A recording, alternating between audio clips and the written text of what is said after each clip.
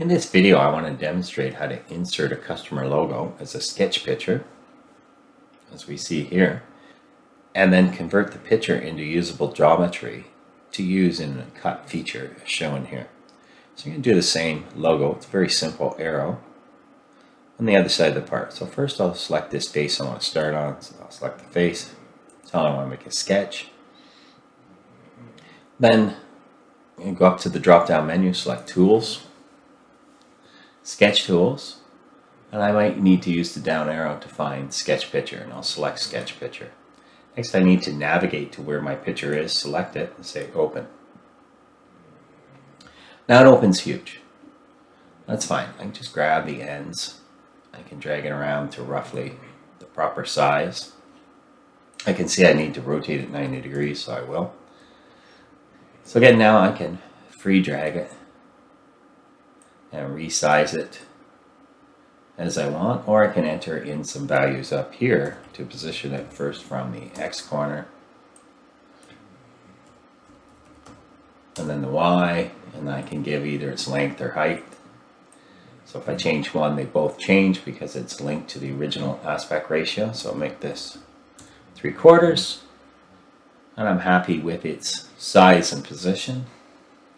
So I'll say OK.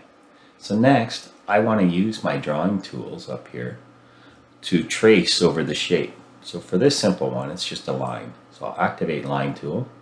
Just going to zoom in a bit. And I'll draw lines over top of the logo.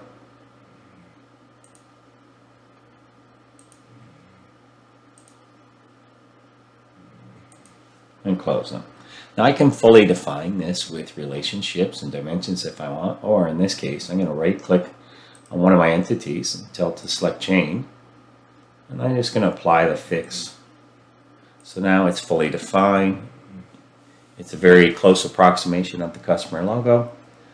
I'll say OK and I'll exit that sketch. The next thing I want to do is I want to cut that feature into this face. So with my sketch, highlight it. Until I want to make an extrude cut.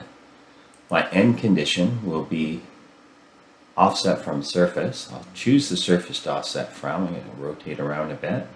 I want to go into that surface 32nd. And I see the preview. Right now we can see there's a gap, so I'm going to tell it to reverse the offset. This will take it into the surface, and I'll say OK. And there I've created their logo as machinable geometry into the surface of my part.